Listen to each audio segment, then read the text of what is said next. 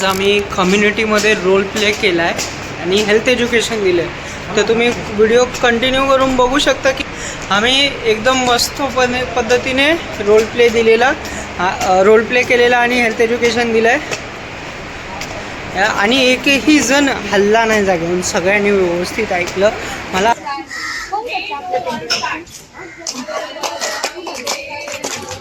कॉलेजमधून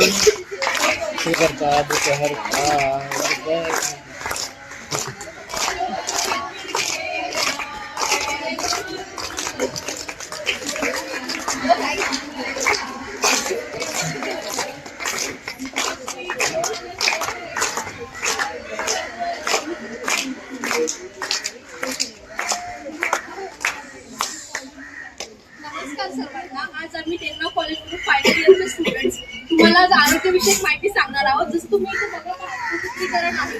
आम्ही तुम्हाला वेगवेगळ्या आरोग्याच्या गोष्टी आहेत. समजा कुणाला तुमच्या घरामध्ये कुणाला कुत्रा चावलाय, कुणाला साप चावलाय, कुणाला श्वास घ्यायला त्रास होतोय, कुणाला हीटमुळे हीट स्ट्रोक येतो किंवा चक्कर येते किंवा कुणाला काही भाजलं, तुम्ही त्याचा प्राथमिक उपचार कसा करू शकता किंवा तुम्ही हॉस्पिटलमध्ये जाईपर्यंत रुग्णालयात येईपर्यंत तुमच्या माणसाला कसं वाचवू शकता आम्ही तुम्हाला ते थोडक्यात सांगणार आहोत.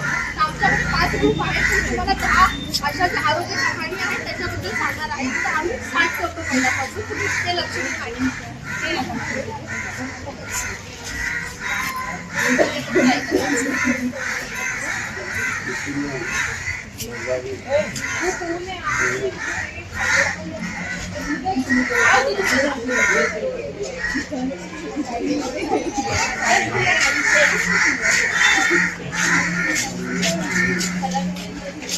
जसं की आपण पाहिलं की आपण उन्हात चालता, कधी छत्री नेता कधी नाही नेत, कधी आपण उन्हात जात असतो. तर उन्हात जातो तर आपल्याला एक हीटचा त्रास होतो, कधी कधी तुम्हाला चक्कर येतं. तर हे हीट स्ट्रोक असू शकतो. एक व्यक्ती आहे तो चाललाय, त्याची किरण त्याच्यावर पडताय, त्याच्याकडे पाणी नाहीये, म्हणजे काय नाहीये, त्याला हीट स्ट्रोक होते. तुम्ही समजा जाताय, आपण एका एरियात जातो, आपण बाजूने जातो, तुम्हाला ह्याची लक्षणे कशी ओळखायची? तर याच्यामध्ये डीप फास्ट असं एक असतं, ते तुम्हाला सांगते काय असतं. डीप फास्टमध्ये काय असतं? पहिलं असतं संतुलन. म्हणजे तो माणूस आता समजा मी चालली, आता हा चाललाय, आता मी अशी चालली तुम्हाला दिसतंय, पण हा असा हलतोय, म्हणजे त्याचं संतुलन बिघडतंय. तुम्ही समजून का आहे त्याचा हे आहे. त्याच्यामध्ये काय असतं? डोळ्याची दृष्टी अंधुक होते. अंधुक असल्यामुळे त्याला दिसत नाही. त्याचा चेहरा एक साईडने पडलेला असतो किंवा आम्ही असं आपण बघतो एखाद्याला, आता मी बोलते खूप तशी, तर मला चेहरा फुललेला आहे, पण उद्या मला जर काय होतं, मला त्रास होतो, तर मी अशी करेल. हा तुम्हाला कळून जाईल की माझा चेहरा कसा झालेला आहे. त्याच्यानंतर माझे हातपाय कापणार, म्हणजे असं होतं की हा हात कापलाय. तुम्हाला कळून जायला पाहिजे की समोरच्या माणसाला काहीतरी उष्णतेचा त्रास आहे. त्याच्यानंतर बोलणे, तो माणूस तुम्हाला सांगू नाही शकत. आता समजा मला कोणीतरी विचारते की ताई तुला काय झालंय, तुम्ही बोलू नाही शकत. माझ्या आयुष्याची असं मला सांगता येणार नाही. त्याच्यानंतर आहे टाईम, म्हणजे वेळ. ती वेळ कुठली, तर आपण त्याने कसं वाचू शकतो? आपल्यामध्ये 1 तास असतो. तुम्हाला कुठलाही त्रास झाला, कुठली आरोग्याची व्याधी आली, तर 1 तास गोल्डन आवर म्हणजे सुवर्ण काळ म्हणून बोलला जातो. तर तुम्ही त्या व्यक्तीला दवाखान्यात नेलं पाहिजे. दवाखान्यात नेलं तर पक्षपात किंवा हीट स्ट्रोक हे वाचू शकतो. तर आपण त्याच्यामध्ये जीवनशैलीत काय काय बदल केले पाहिजे माझा मित्र तुम्हाला सांगतो. तर स्ट्रोक वगैरे झाला तर डॉक्टरच्या आपण आणि डॉक्टरच्या सहाय्याने तुम्ही औषधी घ्यायला हवी.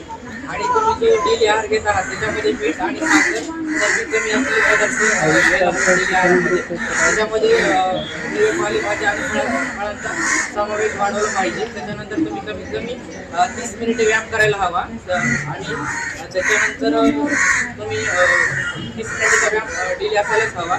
त्यामुळे तुम्ही फिटनेस वगैरे जाणवणार आणि तुम्ही स्ट्रॉंग राहणार. आणि त्याच्यानंतर जर तुम्हाला कोलेस्ट्रॉल किंवा मधुमेह जर असेल तर तुम्ही नियमित तपासणी करायला हवी. त्याच्यानंतर वजन कमी करायला हवं. लठ्ठपणा असेल तर आणि रक्तदाब वगैरे असेल तर नियमित तपासणी करायला हवी. आता तुम्ही बघत असाल की इथे खूप म्हणजे तुमच्या रस्त्यावर खूप कुत्रे आहेत. कधी कुणाला घरगुती कुत्रा चावतो, कधी बाहेरचा कुत्रा चावतो, कधी किंवा मांजर चावतो. त्याच्याप्रती तुम्ही काय केलं पाहिजे, काय नाही केलं पाहिजे ते माझ्या 2 मैत्रिणी सांगतो. जर तुम्हाला कुत्रा किंवा मांजर चावलं तर तुम्हाला काय करायला पाहिजे? सर्वात पहिले तुम्हाला जखम थंड पाण्याने धुवून घ्यायची आहे. त्याच्यानंतर तुम्हाला त्याच्यावर अँटीबायोटिक जंतुकीकरण लावायचे आहे आणि जखम बांधून नाही ठेवायची, उघडीच ठेवायची आहे. ते झाल्यानंतर तुम्हाला डॉक्टरांकडे जायचं आहे उपचारासाठी जायचं आहे. त्याच्यानंतर रेबीजची लसीकरण करून घ्यायचं आहे. पण लसीकरण आहे ज्या दिवशी कुत्रे चावेल त्या दिवशी, त्याच्यानंतर 3ऱ्या दिवशी, त्याच्यानंतर 7व्या दिवशी, नंतर 14व्या दिवशी आणि लास्ट 28व्या दिवशी तुम्हाला लसीकरण करून घ्यायचं आहे. आता कुत्रा जर माणसं चावली तर काय नाही करायचंय, बँडेज बांधायची नाहीये.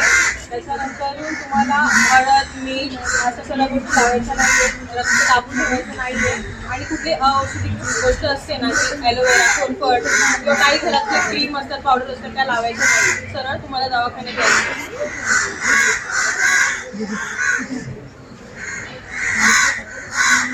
आता तुम्हाला दुसरा ग्रुप सांगणार आहे की सर्पदोष. कधी कुणाला साप चावला किंवा कधी कुणाच्या नशात काही अडकलं तर घरगुती उपाय किंवा डॉक्टरकडे जायचं तर काय करू?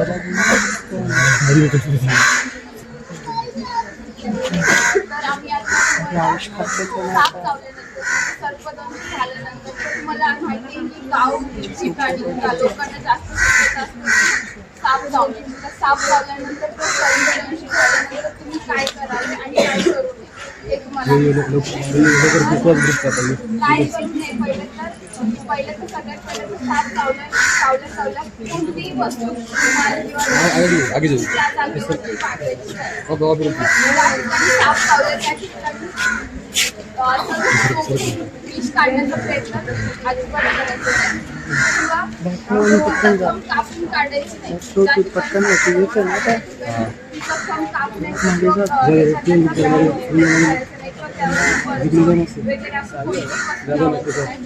घरातील कोणतीही कोणतीही वस्तू लावायची नाही. ह्या सगळ्या गोष्टी तुम्हाला करायच्या सर्पदोष झाला आणि कोणत्या गोष्टी करू नये हे तुम्हाला साक्षी सांगणार आहे. आपण काय नाही काय करायचं हे आपण एका माणसाला किंवा कोणाला साप चावला असेल हवा खायची आहे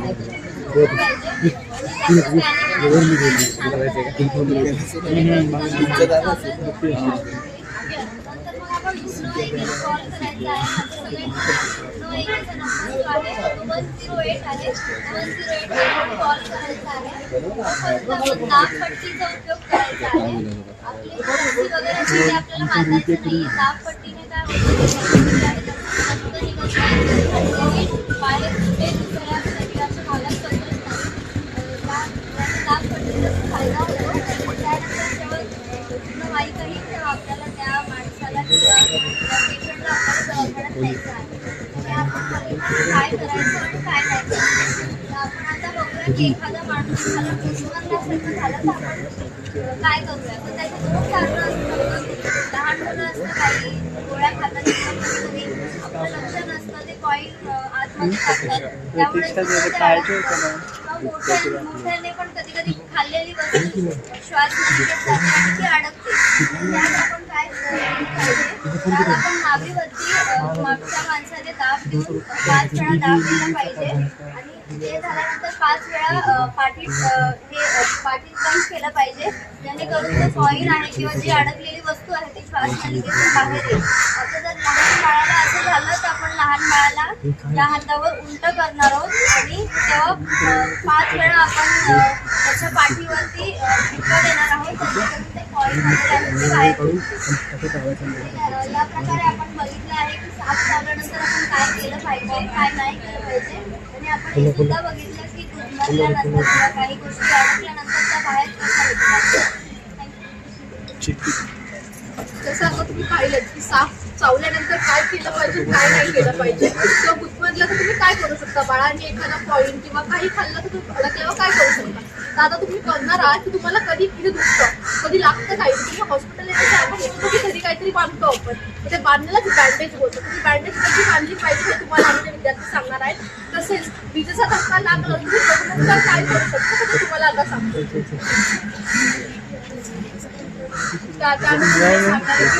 बँडेज म्हणजेच मलमपट्टी आपण कशी करायची एखादी जखम झाली तर ती कसं आपण हे करायचं. तर पहिलं एक सगळं जखम जी आहे स्वच्छ धुवायची कोणी करायची आहे. जखमेवरती निर्जंतुक करायची. नंतर योग्य प्रकारचं बँडेज योग्य प्रकारची मलमपट्टी असते ती तुम्ही निवडायची आहे आणि ती बांधायला सुरुवात करायची. खालची साईडने बांधायला सुरुवात करायची आणि बँडेजला सुरक्षितपणे बांधायचे. त्याला ओढं करायचं नाहीये किंवा जास्त जे रक्त विसरण आहे. आता तुम्हाला इलेक्ट्रिक शॉक लागले म्हणजे आपण प्रथम काय केलं कशा पद्धतीने प्रथम आपल्याला इलेक्ट्रिक शॉक जेव्हा विद्युत धक्का लागले तेव्हा आपण असेल ते धोका आपण पहिला टाळायचा आहे. त्यानंतर आपण जी वीज पुरवठा जिथून आपल्याला शॉक आले ती वीज पुरवठा पूर्णपणे बंद करायचा. त्याच्यानंतर मदती म्हणजे कॉल वगैरे करायचं घरच्यांना किंवा आजूबाजूच्या माणसाला. आणि त्याच्यानंतर ज्या व्यक्तीला शॉक लागले त्या व्यक्तीचं श्वास माझं का आहे की नाही बघायचं. जर नसेल तर आपण CPR द्यायचंय. तशी तुम्हाला CPRचं हे सांगणार आहे काय करायचं कसं करायचं. त्याच्यानंतर तुम्ही परत त्यांना हॉस्पिटलमध्ये घेऊन जायचं. शॉक लागल्यावरती आपण पहिलं सर्वात काय केलं पाहिजे तर मदत बोलवली पाहिजे आजूबाजूला ज्याला शॉक लागले त्याला एका सुरक्षित जागी ठेवलं पाहिजे. जर घट्ट असेल तर ते सही केलं पाहिजे. आणि गाडी आणि रक्तस्राव असेल गाडी करत थांबायचं आणि इतर गोष्टी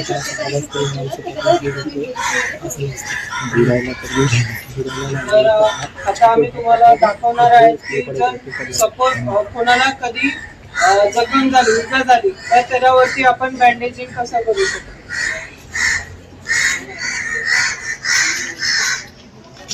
पहिल्यांदा ज्या जागेवर लावलंय बँडेजिंग लावायचं ती जागा व्यवस्थित साफ करून घ्यायची आणि त्याच्यानंतर बँडेजिंग लावायला चालू करायचं. सर्वात पहिले ज्या जागेवर लागले त्याच्या थोडा अंतर सोडून आपण गोल करायचे. आणि थोडं तेल जास्त फिटला मारायचं आणि थोडं तेलात टाकायचं. त्याच्यानंतर 2दा असं राऊंड केलं गेलं की लगेच आपण जो भाग आहे त्याच्या एक भागाला टाकलं गेलं पाहिजे एवढं आपण गोल करायला पाहिजे. तसं जी जागेला लागली त्या जागेपर्यंत येऊ द्यायचं. त्याच्यानंतर थोडं अंतर पुढे घ्यायचंय. पुढे गेल्यानंतर आपण परत जेवढी जागा बांधली गेली लागली त्यातून पुढे गेल्यानंतर आपण तो भाग पूर्ण पॅक करून घ्यायचा आहे. आणि पॅक केल्यानंतर आपण तिथं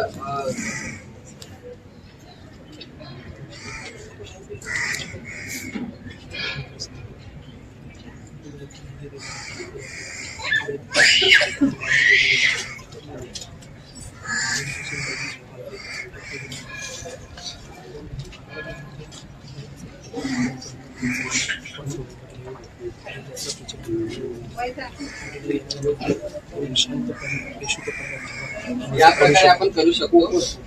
त्याच्यानंतर जर कोणाचा हात आपल्याला वाटत असेल फ्रॅक्चर वगैरे झाला आहे तर आपण त्याला स्प्रे लावून करू शकतो. किंवा त्याचा जो हात आहे त्याला आपण जास्त हालचाल न करता कोणाकडे रुमाल असेल किंवा शर्ट असेल शर्ट असेल तर आपण असे 2 गुंडी करून आपण हातला सपोर्ट देऊ शकतो. हातात सपोर्ट देऊ शकतो जास्त हलवायचं.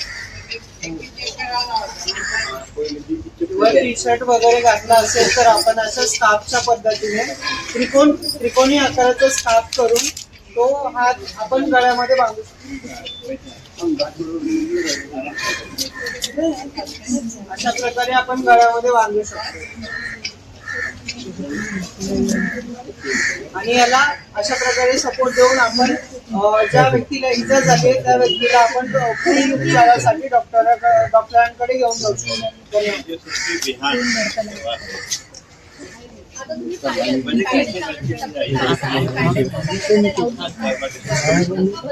काय करू शकता बघणार आहात. तुम्हाला विषबाधा झाली किंवा तुम्ही पाण्यात बुडताय तर तुम्ही त्याचा काय करू शकता तुम्हाला हे सांगतो.